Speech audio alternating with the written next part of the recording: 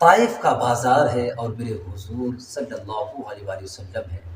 نبی کریم صلی اللہ علیہ وآلہ وسلم اسلام کا پیغام لے کر طائف کے بازار میں جب پہنچے ہیں،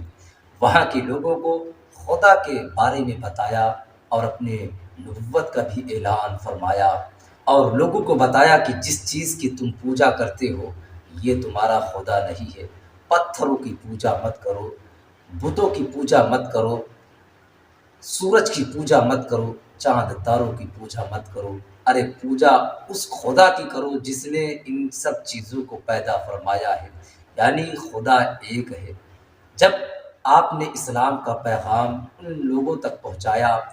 تو وہ اتنے بے رحم تھے، ان لوگوں کو غصہ آ گیا اور ان لوگوں نے کہا کہ آپ ہمارے شہر سے چلے جائیں۔ پیارے آقا صلی اللہ علیہ وآلہ وسلم نے فرمایا کہ میں یہاں پہ اسلام کا پیغام لے کر آیا تھا، اس بات کی خبر تم مکہ والوں کو مت دینا ورنہ وہ مذاق اڑائیں گے۔ لیکن وہاں کے لوگوں نے بہت ہی برا کیا۔ جب آقا کریم صلی اللہ علیہ وسلم طائف کے بازار سے نکلنے لگے تو وہاں کے لوگوں نے اپنے بچوں کے ہاتھوں میں پتھروں کو دے دیا اور حکم دے دیا کہ ان کو مار مار کر لہو لہان کر دو۔ اللہ اکبر! جب ان بچوں نے آقا کریم صلی اللہ علیہ وآلہ وسلم کے جسم اطہر پر پتھروں کی بارش کرنا شروع کیا ہے تو میرے آقا کا جسم لہو لہان ہو گیا، یہاں تک کہ جب آپ دایاں قدم آگے بڑھاتے تو بائیں قدم درد سے بوجھل ہو چکے تھے، اور دھیرے دھیرے آپ ایک باغ میں پہنچ گئے۔ انگور کے باغ میں جب آپ پہنچے ہیں تو وہاں کے مالک نے آپ کے بارگاہ میں انگور پیش کیا کھانے کے لیے۔ آپ کے ساتھ جو صحابہ تھے انہوں نے کہا یا رسول اللہ،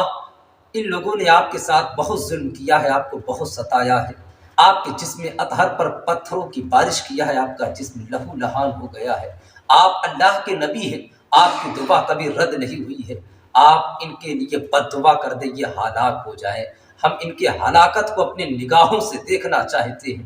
اتنے میں حضرت جبریل علیہ السلام حاضر ہوئے۔ یا رسول اللہ، میں فرشتوں کے ساتھ آیا ہوں، اگر آپ حکم دے تو دونوں پہاڑ کو آپس میں ملا دوں اور یہ بیچ میں پس کر بالکل ریزہ ریزہ ہو جائیں۔ اتنے میں حضور نے منع فرمایا اور آقا کریم صلی اللہ علیہ وآلہ وسلم نے اپنے دستے کرم کو دراز کیا۔ جو صحابہ پاس میں تھے وہ سمجھے کہ حضور اب ان کے لیے بد دعا کریں گے، لیکن جب رحمت للعالمین نے اپنے ہاتھوں کو بارگاہ صدیقیت میں دراز کیا ہے تو کہا ہے یہی کہ مولا مجھے ان کے نسلوں سے ایمان کی خوشبو آ رہی ہے، مولا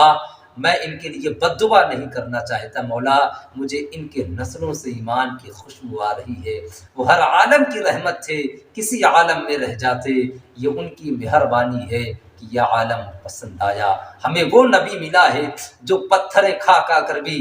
دعائیں دیتا ہے، ہمیں وہ نبی ملا ہے جس کے راستے میں کانٹے بھی بچھائے گئے لیکن زبان سے کبھی بد دعا یا جملہ نہیں آپ نے نکالا ہے، ہمیں وہ نبی ملا ہے جس نبی کے جسم اطہر پر کوڑوں کی کرکٹوں کی بارش کی گئی، لیکن اس کے باوجود جب وہ بوڑھی عورت بیمار ہوتی ہے تو آپ اس کے دیکھ بھال کے لیے جاتے ہیں۔ اسی لیے تو کہا جاتا ہے کہ ہمیں سب سے اعلیٰ نبی ملا ہے، اور اگر میں کہوں تو عشق رضا کی زبان میں بولوں تو یہی بولوں گا، سب سے اولیٰ وہ اعلیٰ ہمارا نبی، دونوں عالم کا دولہا ہمارا نبی، اور سب چمک والے اجلوں میں چمکا کیے، اندھے شیشوں میں چمکا ہمارا نبی۔